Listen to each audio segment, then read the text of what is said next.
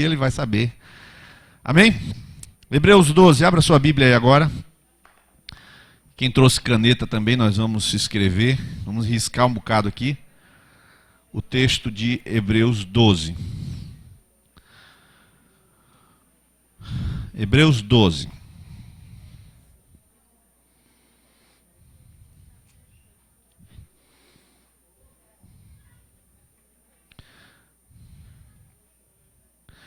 Irmãos, nós já vimos e vimos isso na quinta-feira passada, que o livro de Hebreus é um livro que chama a gente para a maturidade, para a seriedade da nossa fé. E eu digo aos amados que foi o momento certo da gente estudar Hebreus. Graças a Deus que temos visto cristãos maduros aqui, mas os cristãos maduros eles têm duas atitudes que os irmãos vão ver aqui. Duas coisas que vão ficar claras. Então nós vamos ler os versos seguintes. Então eu vou pedir que um homem que faz academia, presta atenção, não quero um camarada que está igual eu, né? Eu quero um que faz academia, leia do 1 a 4. Um homem que faz academia, leia do 1 a 4. Se não aparecer um, irmão, já pensou? Quem faz academia do 1 a 4? Não, é homem, estou falando homem.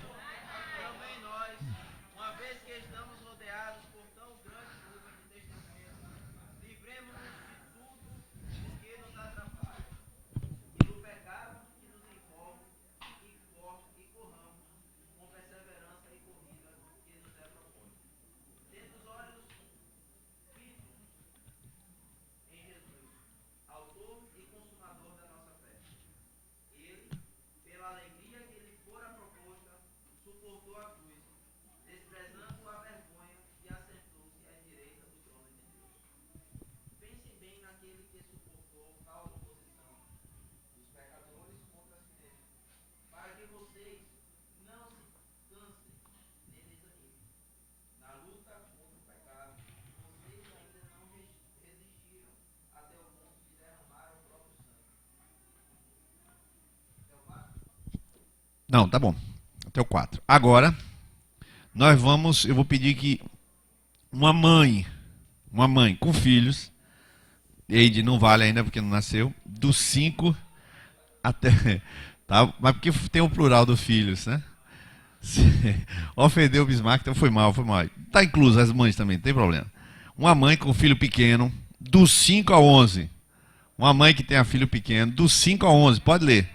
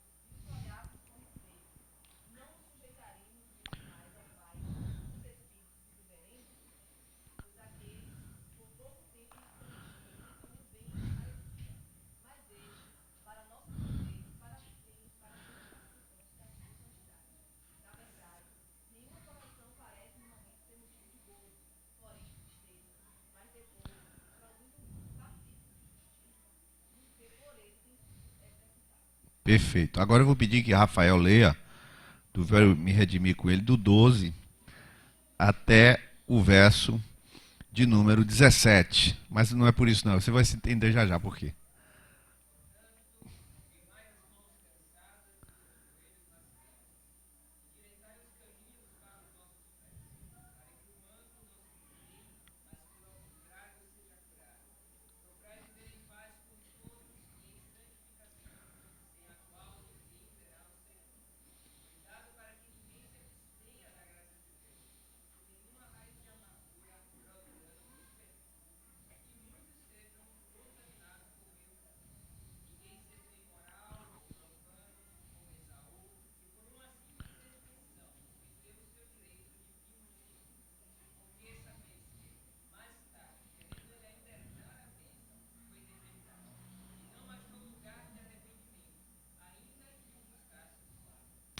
Perfeito. Eu vou deixar por aqui e depois a gente. Aliás, vamos ler do 25 ao 29, mesmo dando esse corte, porque alguém pode ler, qualquer outra pessoa pode ler do 25 ao 29, por favor.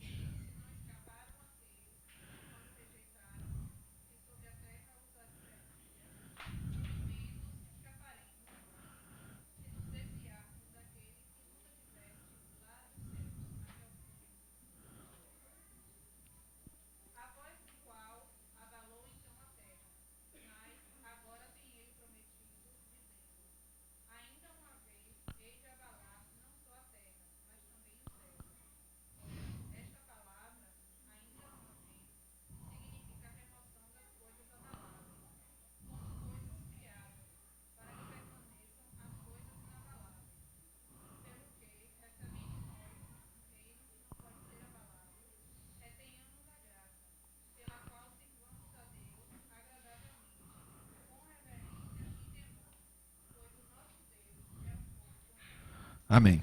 Vamos orar, pedir que Deus nos traga a revelação. Vamos fazer isso? Senhor, abre o nosso entendimento, por favor, Pai. Abre o nosso entendimento para que a gente realmente tenha uma transformação. Senhor, tira todo o embaraço aqui agora, tira todo o impedimento. Senhor, limpa a nossa mente agora com a Tua palavra. Senhor, cremos no poder que ela tem para fazer isso, então faz isso de forma que sejamos discípulos e filhos, não bastardos. Amém. Amém. Amados, eu separei, vocês vão entender por que eu separei agora essas pessoas para ler os 4 primeiros versículos e os outros. E eu separei porque isso já vai ajudar a gente. Coloca o olho na Bíblia e você vai perceber uma coisa. Do 1 a 4, se você está anotando, do 1 a 4 você tem a metáfora, uma figura de linguagem do atleta. E eu vou lhe explicar por que tem a metáfora do atleta. Veja só, portanto nós também que estamos rodeados de tão grande nuvem de testemunhas, que é quem? Os do Hebreus 11, todos os que já passaram e os que estão vivos também são testemunhas de que vale a pena viver pela fé. Deixemos todo o embaraço, o pecado que tão de perto nos rodeia, e corramos com paciência a carreira. Então aqui começa a surgir uma corrida. Corrida, por incrível que pareça, a palavra grega agonos, ou agonia, de agonia, é uma carreira que cada um vai ter que correr. E não sei se você sabia disso, que os atletas daquela época corriam seminus, como se fosse uma cueca. Você já viu essas cenas, não? O camarada enrolava um trequinho aqui, né?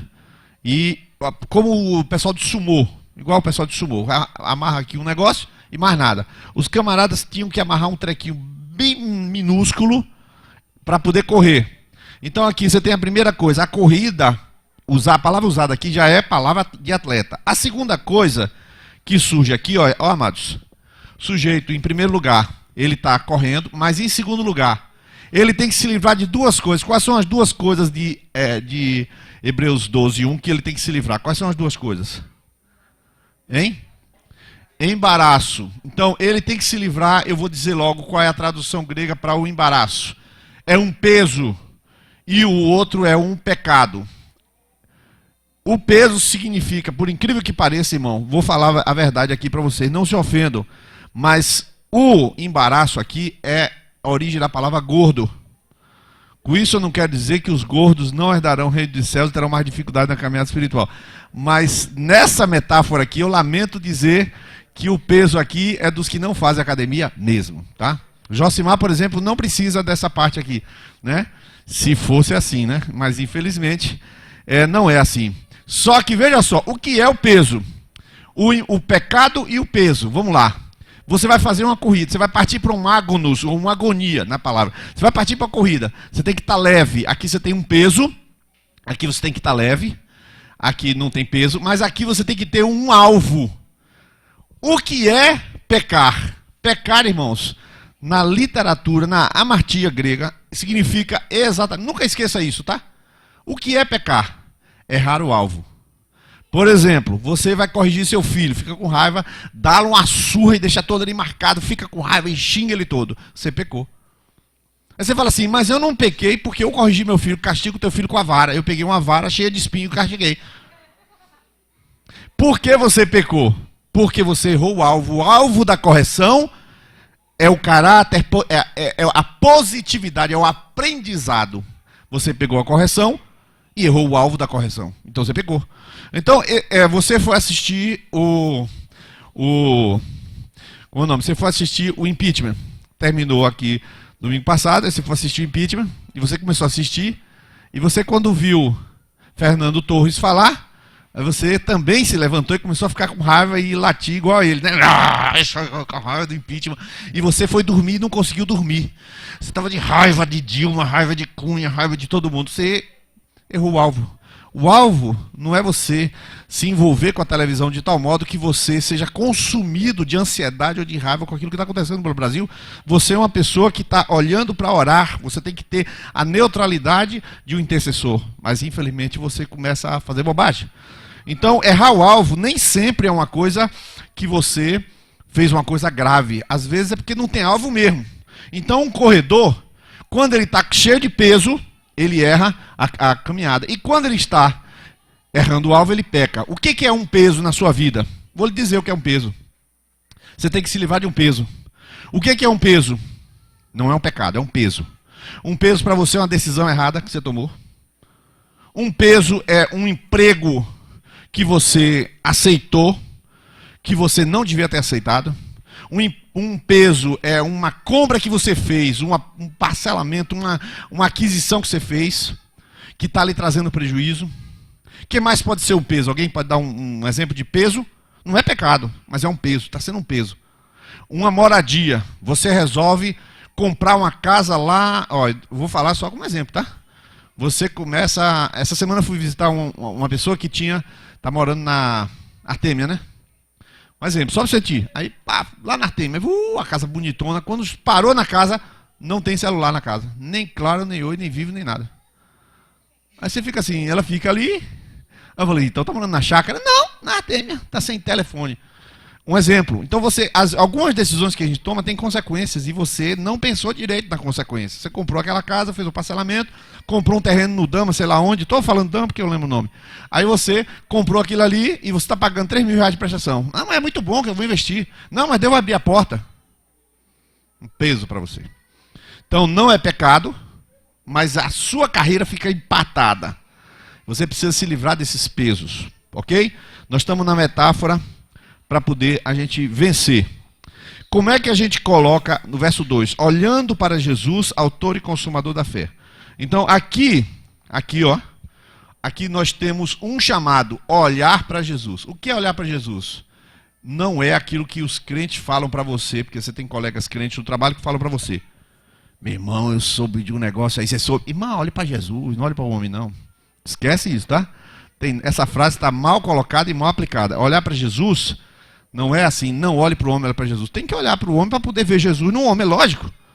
Jesus tem que estar na minha vida e na sua vida. Mas é mais do que isso. Olhar para Jesus é fixar para receber dele a glória. É manter os olhos para aprender dele. Este olhar aqui é olhar fixo. Olhando para Jesus, não é tira os olhos dos homens, tira dos homens e olhe para Jesus. Como se você tivesse assim, meu Deus, eu não aguento mais tanto ladrão nas igrejas. Nada disso, está tudo errado. Está errado. Nós fomos chamados para fixar o olho de Jesus como uma inspiração, como um alvo a perseguir, como um desejo de ser. E não a gente olha para Jesus só porque você agora está cansado de olhar para os homens. Então você passou a vida inteira olhando para os homens. Está tudo errado. Estava tudo errado. Não é assim. Olhando para Jesus, autor e consumador da fé, eu queria que você grifasse a palavra consumador, você que é daqueles que está riscando a Bíblia. Sabe por quê? Sabe o que significa a palavra consumador da fé? Consumador? Teleiotes. Se lembra do aperfeiçoamento? Lembra de ser perfeito? Jesus, essa é a palavra que finaliza Hebreus. Jesus é o perfeito aperfeiçoador. É isso que diz o consumador. Jesus se tornou perfeito. Ele não quer que a gente seja perfeito? Pois ele é perfeito aperfeiçoador da fé. Ele é o suprassumo da fé. Teleiotes aqui. Perfeito. Então, também quer que a gente seja perfeito. O qual, pelo gozo que estava proposto, suportou a cruz, desprezando a afronta. Antes de eu mudar essa metáfora, que a gente vai pegar 2 pontinhos ainda, eu vou fazer uma pergunta para você. Sinceramente. Ó, não responda não, tá? O que é que mais lhe dá prazer na terra? O que é que dá mais alegria? Pensa aí para você. O que é que mais lhe dá alegria? Pegar meu netinho nos braços, né? Alguns estão desejando, né? Com paciência aguardando. O que é que mais lhe dá prazer? Assistir MasterChef, né? Uma picanha dá prazer. O que é que mais lhe dá prazer? Irmão, esta palavra, o gozo que estava proposto, suportou a cruz, se sua alegria for da terra, olha só, se sua alegria for terrena, se todas as suas maiores alegrias forem concretas, feito uma picanha, você é candidato a fracasso espiritual. Olha o que eu estou lhe falando. Se suas maiores alegrias são concretas, você é o primeiro candidato ao fracasso espiritual. Porque a alegria que Jesus estava proposta a ele, ele enfrentou o concreto, que foi o prego da cruz, a madeira da cruz, o chicote romano, mas a alegria não era da terra. Era uma alegria celestial que vinha por aquilo que ia dar o fruto do trabalho dele, como diz Isaías 53, o trabalho da sua alma ficará satisfeito. Eu não sei se algum de vocês, quando eu perguntei o que é que mais dá alegria, você dizer, quando na minha célula alguém decide para Jesus. Eu não sei se alguém pensou isso, mas tomara que alguém tenha pensado. Eu não sei onde é que está o seu coração, porque a Bíblia diz, onde estiver o seu tesouro, ali estará também o coração. Não tem coisa melhor, irmão, do que assistir um filme em Blu-ray em uma televisão de LED. Pois se você pensou isso, coitadinho de você. É só acabar a televisão que acaba a tua alegria. É o tamanho da tua perseverança. Imagina, a alegria de Jesus faz com que ele tope sofrer, né? Ele vai topar sofrer. Então a alegria é algo poderoso. Uma terceira coisa, ó, que está falando no verso: considerai, pois, aquele que suportou tais contradições dos pecadores contra si mesmo, para que não enfraqueçais, desfalecendo em vossas almas, diz aí, desfalecendo em vossos ânimos. Perfeito. Queria falar um pouquinho aqui deste ânimo. Vou botar em azul aqui para ficar alternado. Ânimo. Irmãos, isso aqui é uma palavra que precisa ser dito. Isso aqui literalmente significa desmaio. Desmaio da alma. Porque psique, a palavra lá fala psique, são 2 palavrinhas, psique e a outra palavra eu não anotei aqui. Eu poderia olhar rapidinho no interlinear, mas é um desmaio da alma. Você se lembra que quando nós falamos de Hebreus 11, nós falamos, ora, a fé é uma atitude, é um alicerce de esperança. Lembra que a tradução literal que eu dei para vocês? É um alicerce de esperança. Você espera uma coisa positiva, se está alicerçado em Cristo, isso é fé. Ponto. Isso é fé. Se você espera uma desgraça e está alicerçado em Cristo, tem diabo envolvido. Pode ter certeza. Você não pode esperar uma desgraça estando em Cristo. Que diz, o Senhor, toda a sorte de bênçãos está com ele, então você não pode esperar a miséria, esperar a falência, alguma doença, isso não existe. Só que, se você não tem os olhos fixos dia após dia em Cristo, por isso o presente diário, no mínimo, você ouvir o presente diário e se renovar. No mínimo, olhos em Jesus, a sua alma desmaia. Ou seja, é uma debilidade almática, emocional. Irmãos, os cristãos um pouco mais do hemisfério para cima, eles são mais racionais. Então eles são menos vulneráveis a essas instabilidades emocionais. Também não quer dizer que eles sejam mais espirituais. Mas estou falando, a nossa vulnerabilidade almática é muito grande. Você ouve uma notícia e fica mal. Por isso que quando você ouvir uma notícia e ficar mal, você souber de alguma coisa estiver mal, você sentir que está alterado, não tome nenhuma decisão, porque essa decisão necessariamente vai ser incrédula. Uma decisão de incredulidade, porque está envolvido o quê? O desmaio da alma, que é exatamente isso. Olhar para Jesus, fixar em Jesus, Jesus, o que tu queres? Quando você começa a orar, o desmaio vai embora. Então, cuidado com a sua alteração quase que hormonal, alteração de sentimento. Por isso que essa metáfora aí é tão importante. E agora você vê que coisa interessante, né? Ainda não resististe até a carne, combatendo contra o pecado, correndo contra o pecado. É a mesma palavra lá de cima. Agora vamos tirar um problemão agora na metáfora do 5 ao 11. Irmãos, nós temos um erro gravíssimo que nós temos que corrigir agora. Gravíssimo, espiritual. Pegue sua caneta e você vai anotar a quantidade de grifos. 1, 2, 3, 4, 5, 6, 7 grifos. Veja só. Verso 5. Veja se não tem um grifo na palavra correção. Tem ou não tem no verso 5 correção? Já vos escrevi, filho meu, não desprezes a correção. Agora, a palavra correção ou corrigir, no verso 6, o que diz? Porque o Senhor corrige, 2. Verso 7, se suportais a correção. Pode riscar o verso 7. No final do verso 7 tem de novo a palavra qual filho que o pai não corrija. Perfeito. Aí você puxa para o verso 8, pula, aí vai 9. Já estamos com quantos? 4. Agora no verso 9, além do que tivemos nossos pais segundo a carne para nos corrigirem. 5. Verso 10, porque aqueles, na verdade, por um pouco de tempo nos corrigiam. 6. E o verso 11 diz, e na verdade toda correção. Então vamos repetir. Verso 5, correção. Verso 6, corrige. Verso 7, correção. Verso 7 ainda, corrija. Verso 9, nos corrigirem. Verso 10, corrigiam. E verso 11, correção. Agora eu vou botar na tela aqui o que é isso. Queridos, correção ou corrigir, palavra grega paideia, significa,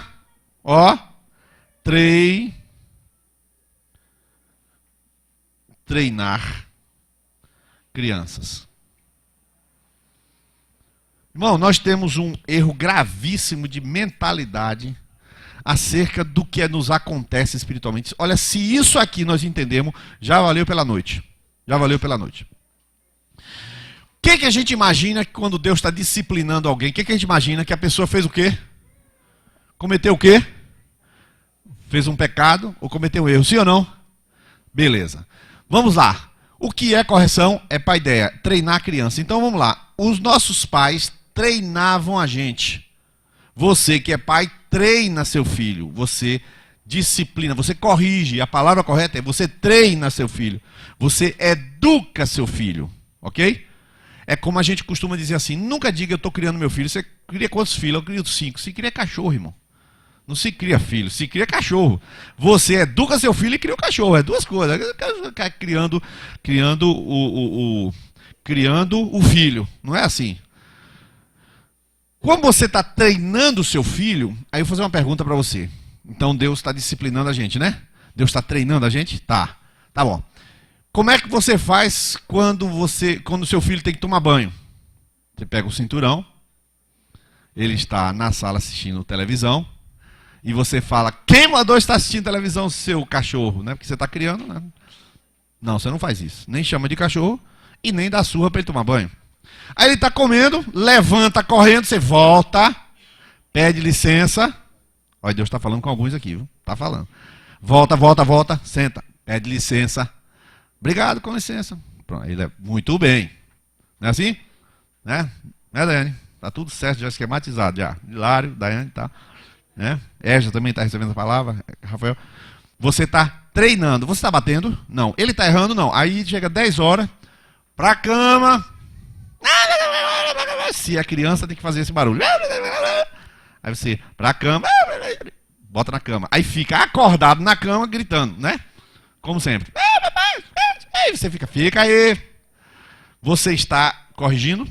Não, mas aí ele pega um travesseiro e joga nisso aí. Ele joga naquele treco aí. Quem não tem filho vai se acostumando às histórias daqui pra cima, viu? Joga lá e quebra. Aí você entra no quarto pra também fazer a mesma coisa que você tá fazendo. Só que agora você tem uma disciplina específica sobre um ato específico. Eu lhe pergunto, tudo que você está fazendo, mandando ele voltar para pedir licença, dizendo para a hora de dormir, dizendo para tomar banho, fazer o dever de casa, é ou não é treinamento? Sim. Quantas dessas coisas tem erro? Só uma ou outra. Nós temos a mania de achar que quando as coisas estão acontecendo com a gente é porque Deus, eu errei alguma coisa. Não sei onde é que tem um pecado aqui agora. Rapaz, tem algum erro aqui que... Rapaz, não é possível, eu estou passando uma aprovação. Meu Deus, tem um pecado escondido aqui agora. Você fica achando que você sempre tem um pecado. Irmão, você entrou na disciplina de Deus. Você entrou na paternidade de Deus no dia que você se converteu. Tomara que tenha se convertido direito, mas você entrou. A partir daí pra cama, meu filho. Para de murmurar, filhinha. Isso aí. Agradeça por esse treco aí. Não faz isso não. Peraí. Aí pega pela orelha, de vez em quando Deus pega pela orelha e puxa. Nós temos que parar com essa mania de que nós estamos o tempo todo, Deus está deitando a madeira na gente. Não está. Deus está treinando a gente na própria realidade da vida. O problema é que muita gente tem uma visão preto e branco de Deus. Deus está torturando. Essa doença, o que Deus está querendo com essa doença? Irmão, a doença veio porque você é fisicamente limitado. Fernando, tá com problema de coluna ainda? Quantas vezes a gente já orou? Você já orou alguma vez por ele, pela coluna? Só trocentas. Eu também eu não sei quantos. E não deu certo. Então ele está perguntando, meu Deus, o que foi que houve? Foi uma macumba nas costas. Alguém fez alguma coisa por trás. Tem essas coisas de crente. Crente é que tem esse negócio. Ficar tentando buscar um negócio que não tem resposta para ficar sem resposta. É coisa de doido. O cara quer ficar sem resposta. Uma macumba na coluna. Não tem macumba nenhuma. Ele é feito, até onde eu saiba, de osso, nervo e carne. Ou tem um negócio. Ele não é Robocop, então ele é assim. Ele é feito disso, então vai sofrer. Não tem jeito. Lucão fez 2 cirurgias. Por que Lucão fez 2 cirurgias? Porque foi alterofilismo? Não. Você não pode provar que foi por causa do alterofilismo. Não, irmão, já sei. Foi inimigo. Também você não pode provar. Não, Deus está provando ele. Irmão, pelo amor de Deus, a vida nossa é a nossa vida. E na vida, somos filhos de Deus e disciplinados e treinados e capacitados e treinados e capacitados. Do jeito que viver, Deus vai capacitar. Por que será que eu bati o carro? Bateu porque está andando de carro. Se você preferir andar de ônibus, você prefere andar de ônibus ou de carro? Fala pra mim. De carro, né? Então pode bater. Ah, mas Deus não vai permitir. Ah, você é tão legal que Deus vai separar um anjo só pra você. Não vai dirigir direito, não, fica aí. Está entendendo a história? Não tem nada a ver uma coisa com outra. Correção de Deus não é uma tortura que Deus está fazendo porque você fez nada errado. Eu, como pai, eu não fiz isso com o Nilinho nem com o Ed, senão eles estavam tudo cheio de maluquice, cheio de doença. Não é assim que os pais cuidam dos filhos. O pai, quando dá uma surra no filho, quando corrige o filho, é que ele já tentou 1, 2, 3, 4, 5 medidas para poder corrigir o filho. Lógico. Então essa história de você ficou doente, você pecou, Deus está provando você, para com isso. Você está doente porque você é feito de carne e osso. Ponto final. Agora, se Deus disser, minha serva, eita, que foi? Eis que eu te digo, o pecado é tal, passa o sangue, acaba a doença, na hora, lógico, um negócio óbvio. Mas não é assim que Deus faz, irmão. É difícil Deus dizer para você o que está acontecendo. Raramente Deus diz. Sim ou não, irmão? Você sabe, Lucas, exatamente por que você fez 2 cirurgias? Porque tinha 2 doenças, claro, né? Se tivesse uma só, fazia uma só. Mas não sabe a explicação mística, espírita. Ninguém sabe. Apenas, irmão, hoje, compreenda que você é filho, então você está dentro da escola de Deus. Amém? Não acreditou? Então eu vou lhe provar. Verso de número 8. Verso número 8. Mas se estáis sem disciplina, da qual todos são feitos participantes, sois então... O que você prefere? Estar na paideia de Deus ou ser bastardo? Eu não vou fazer a ridícula ideia. Consulte seu irmão do lado. Pergunte se ele quer ser bastardo. Isso é uma idiotice. Claro que ele já é filho, como é que ele vai ser bastardo? Mas se ele não quer participar desse treinamento que Deus está fazendo com você, com a coluna, com a crise de não sei o quê, com o carro batido, com o pneu que cortou, tá tudo certo. Por que cortou o pneu? Porque tem buraco na estrada, irmão. Mas por que Deus não botou o anjo para cá? E quando chegar no céu, pergunta. Por enquanto, validando com o que é real. O que é real, você não ficar pensando besteira. Lide com o que é real. Então, participante. Agora vem outra coisa. Participante. Lê para mim esse versículo aí, por favor. De novo, esse verso 8. Participar. Que diz? Lê para mim o verso 8. Mas se estás, pode ler esse mer.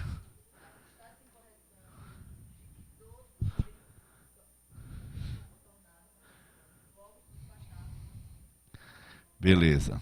Então, eu vou escrever aqui para você qual é essa palavra grega que diz que você está participando da disciplina. Olha que diferença. Metocos. E eu vou perguntar aqui, quem é sindicalizado? Diga amém. Alguns só, né? Sindicalizado. Você é sindicalizado, Josimar? É? Pronto. Então, Josimar, ele é metocos. Ele está sindicalizado, ele está associado ao sindicato. Ok? Olha que diferença. Presta atenção à diferença. Quando você se converte, você se associa à escola de Jesus. Você se matricula na escola. Mas no verso de número 10, alguém lê 10, por favor, para mim? O 10, pode ler.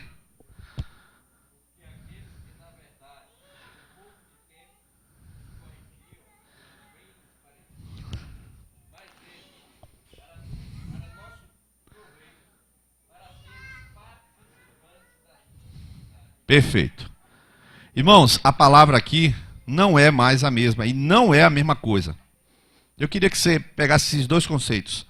Esse conceito aqui é metalambano, eu vou só botar só o verbo grego. Aqui, a palavra é essa aqui, ó. Pegar.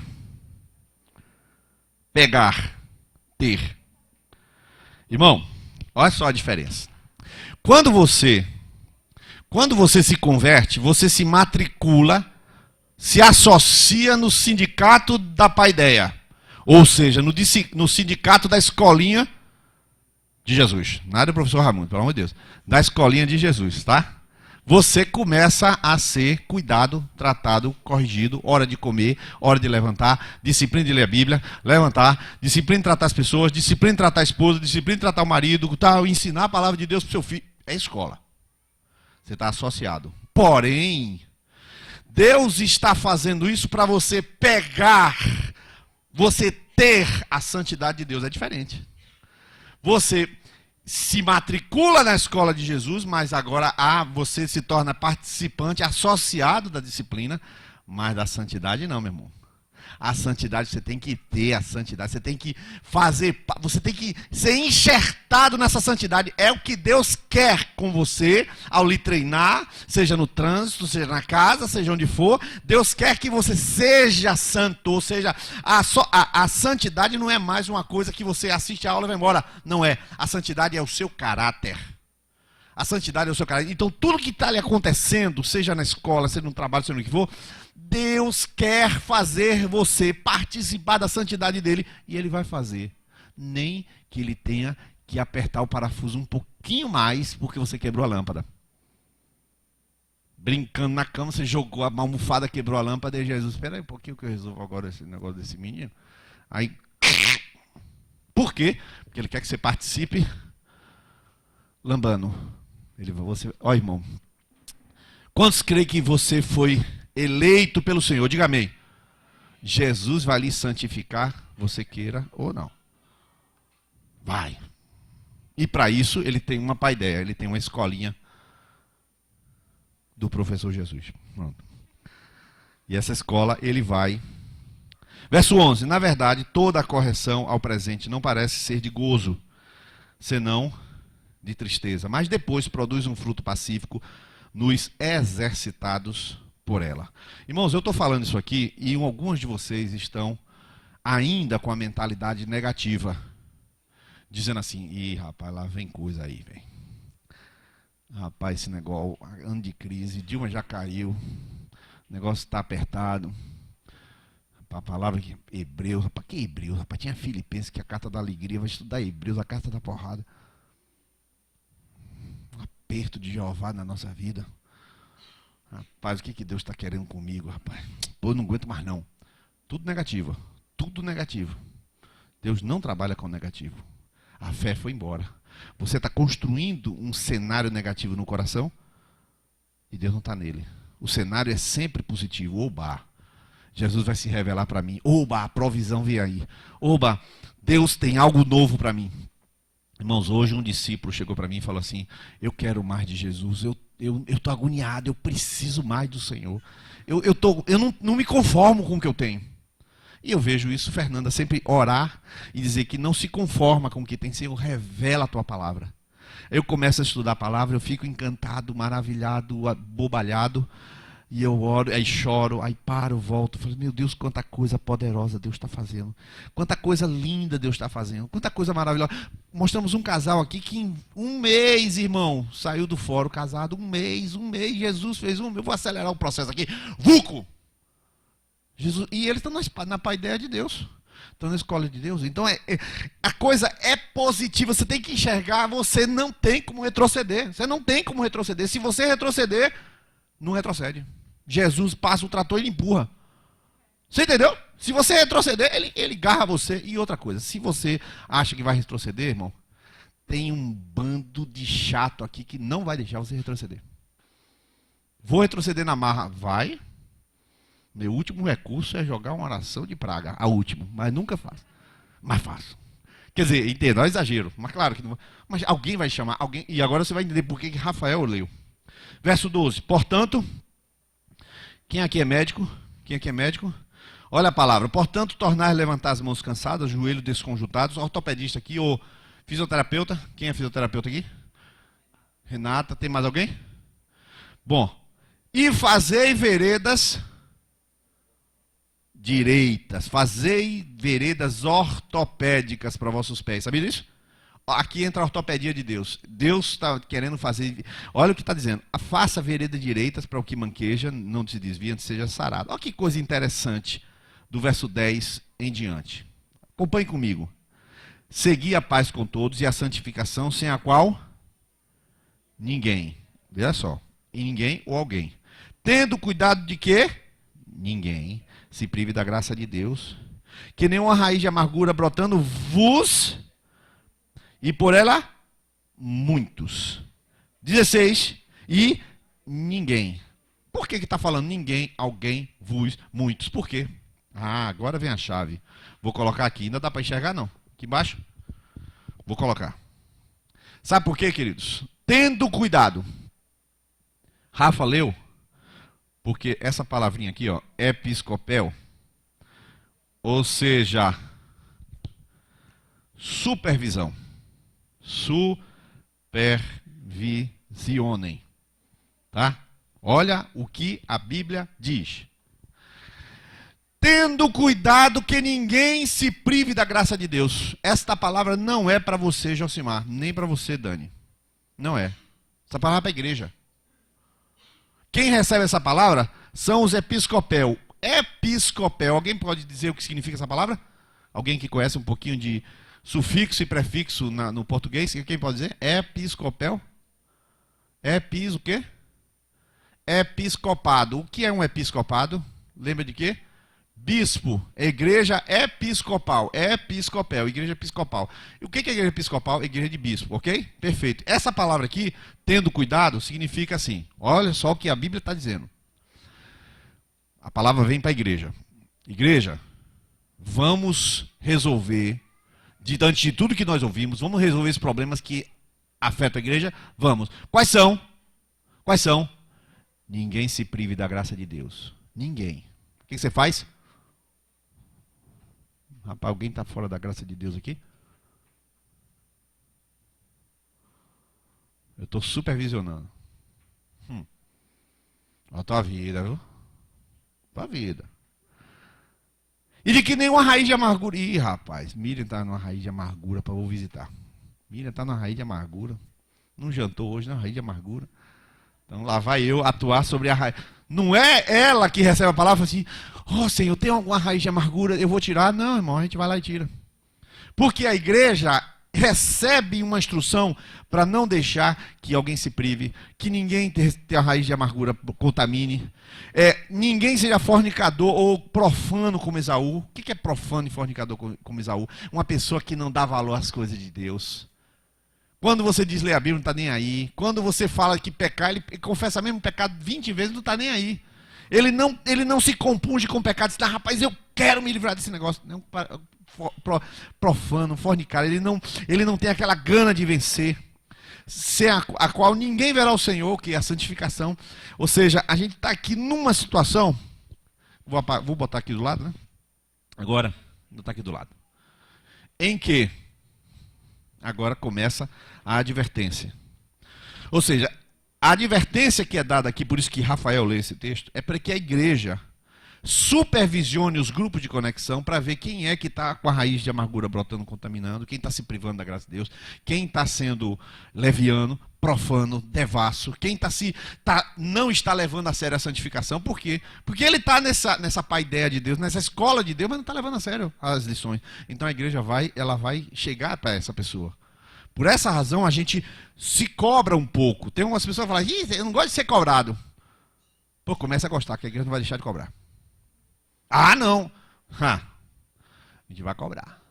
O que significa cobrar? Amor, preocupação, WhatsApp. Claro, tem que ter o WhatsApp no meio, né? Mas a gente vai fazer. Pô, tudo bem, não veio não? Por que houve? Tá, tudo bem. Ah, não vi por quê? Não quis. Aí você vai lá, já tem outra. Tem que acontecer. Agora, ó, olha só. Portanto, olha só que coisa. Portanto, 12:1. Portanto, 12.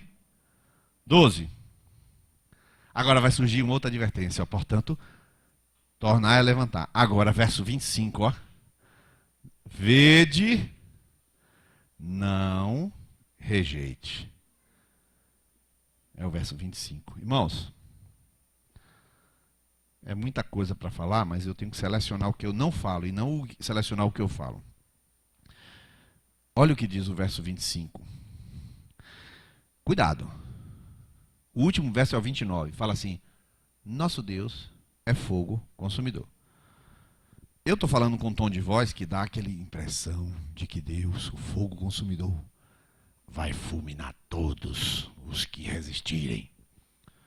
Não, ele não vai fazer isso. Ele não vai. O inferno está aberto para os que rejeitarem. Ele está avisando o contrário. Se aqueles lá atrás, no Êxodo, foram consumidos pelo fogo, que Deus falava com eles, e aquele pacto era bom, pero no mucho, este nosso pacto, que o próprio Deus mora na gente, Deus não vai levar a sério? Deus não vai levar a sério? Deus está falando com você, irmão, que pecado é pecado, que embaraço é embaraço, que se você está embaraçado, você precisa se desembaraçar. De quê? Das confusões que você mesmo fez com sua vida. Você precisa se desembaraçar, você não vai fazer isso sozinho. Quem vai fazer é quem te orientar, e você vai ter que ser submisso e humilde para isso, ok? Ok, beleza. Mas o pecado é você que tem que resolver. Você tem que se arrepender e se resolver. Porque quando você ouve essas advertências, e você é um atleta e um filho, você não é bastardo? Você começa a levar a sério aquilo que Deus está falando. Não rejeite o que Deus está falando com você. Porque no Evangelho não existe a outra alternativa. Eu vou voltar para trás. Quer ver? Agora você volta para o capítulo 10, porque a gente não falou, que é a mesma coisa. Capítulo 10, verso de número 31, verso de número 35 e verso de número 38. Hebreus 10, 31 diz o quê? Todo mundo lendo juntos? Hebreus 10, 31, vamos lá? Ó, nas mãos do Deus vivo. Não é medo, é consciência de que estamos nas mãos do Deus vivo. 35, vamos lá? Não rejeiteis, pois, a vossa confiança. Verso 38, todo mundo conhece o 38, vamos lá? Mas o justo viverá da fé, e se ele recuar, a minha alma. Não existe recuo na vida cristã, irmão. Ah, mas os desviados, nós não pregamos para desviar, nós pregamos para você que não vai recuar, ponto final. Às vezes a pessoa acha que a gente tem que... Mas existe sim. Não, eu não estou pregando para o existe sim, eu estou pregando para você. A palavra é não existe recuo e não rejeite quem está falando. Não tem negócio de você inventar um evangelho para você e dizer, não, mas eu não concordo com isso. Não existe isso. O que existe é que você está na escola de Deus e você tem que se livrar do embaraço do pecado para poder correr bem. É tão interessante que a palavrinha que fala o fruto pacífico nos exercitados por ela, a palavra exercitado lá, para quem conhece da educação física, é a palavra gumnazo, que significa se exercitar pelado, nu. O cara está nu correndo, quer dizer, o cara já se soltou todo e está correndo nu. Então a vida cristã é assim. Eu tenho um gozo que não é da terra, é do céu. É o gozo das coisas que não são da terra, são do céu. Isso aqui me alegra. Ah, mas eu ainda estou com o coração se alegrando nas coisas aqui. Se converte hoje, porque se sua alegria está aqui, seu reino é daqui. Você precisa se converter e entender que o reino de Deus, que diz o texto aí no verso 28, 12 e 28, o que diz do reino? O reino que não tem alegria da terra. O que diz 12 e 28? Pode ler, Esdras. Lê o texto todo. Por isso...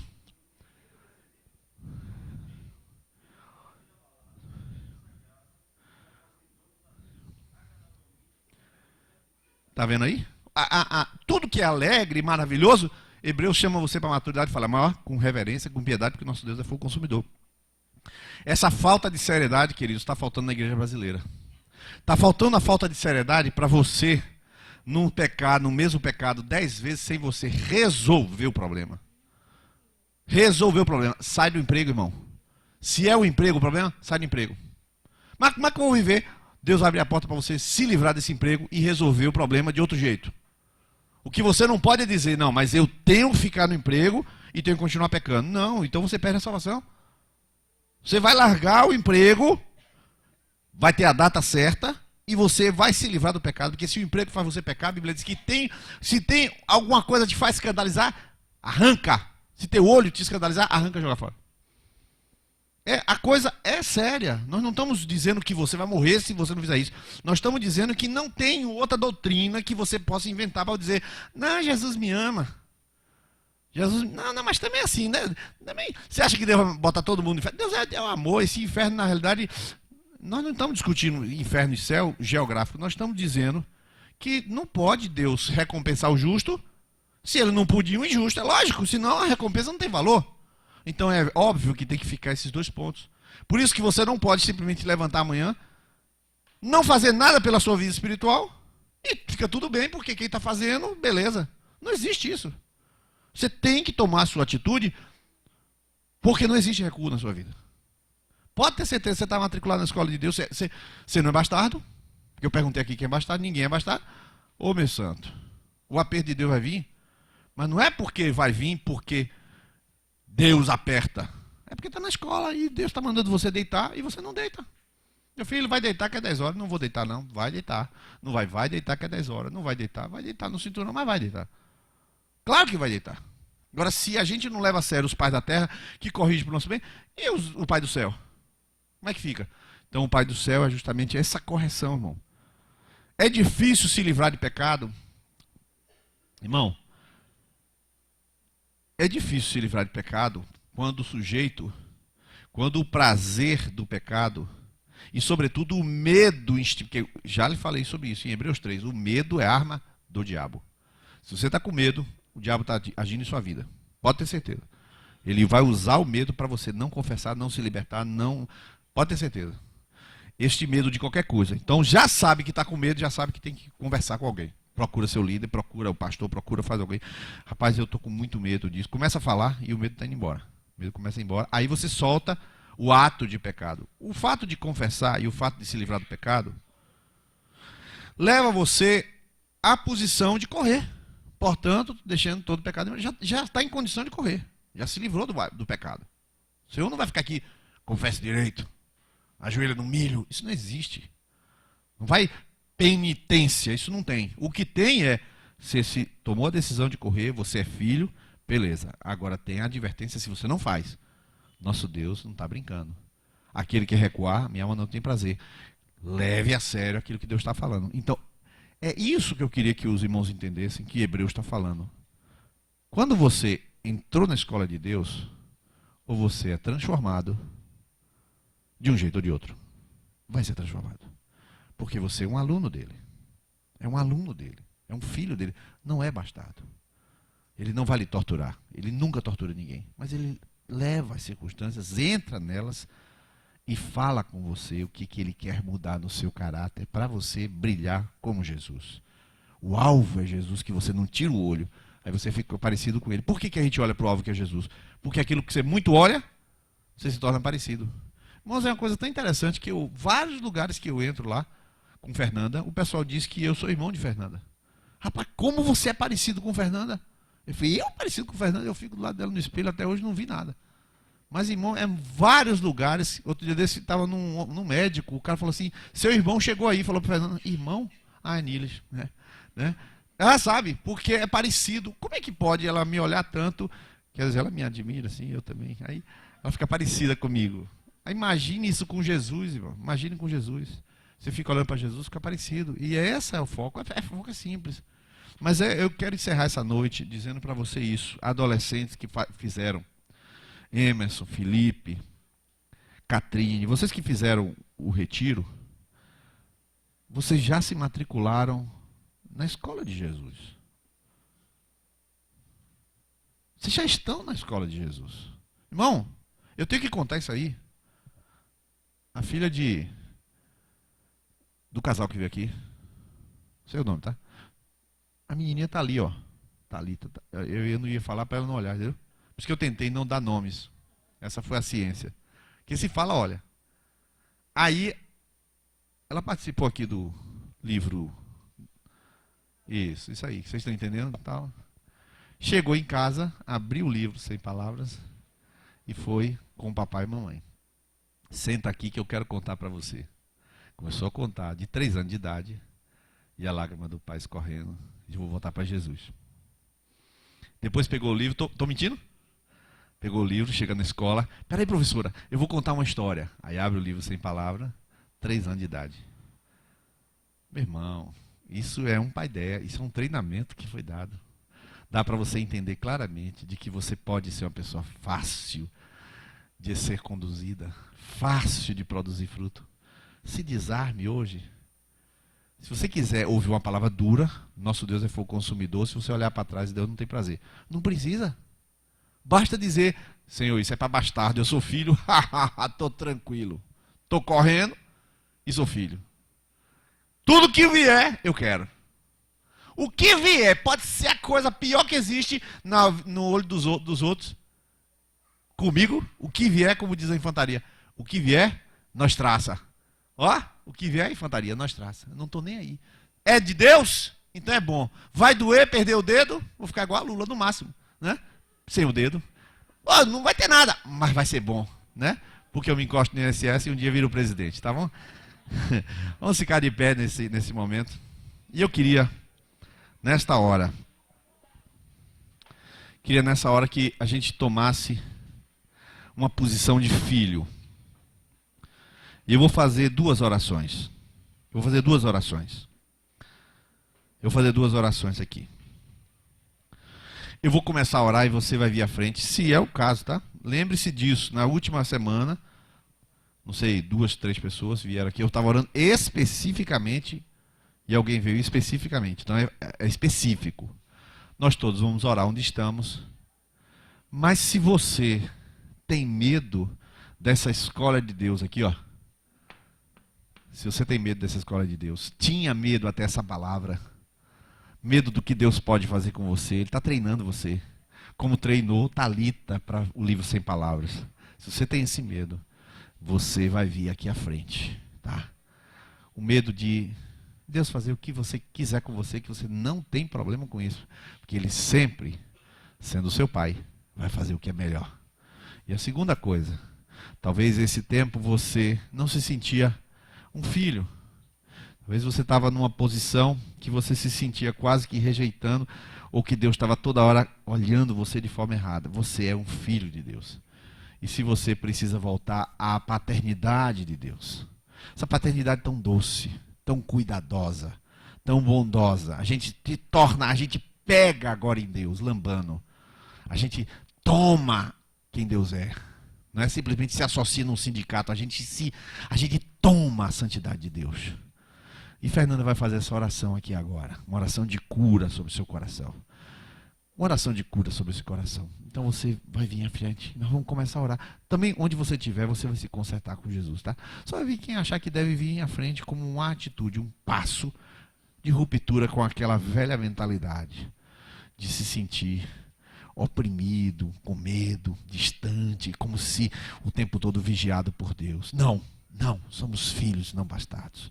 Fernanda, ora aqui, ministra cura essa noite. Nós vamos curar nosso coração, porque somos filhos de Deus. Você pode colocar a mão no seu coração. É porque a cura, ela vem aqui, de lá de dentro. O coração, na verdade, é a nossa mente, né? É o que nossos pensamentos. Mas a gente bota a mão aqui para dizer que é daqui que sai, de onde saem a vida, né? As saídas da vida vêm do coração. E quantas coisas que precisam ser limpadas, renovadas, restauradas. E nós vamos pedir isso ao nosso Pai.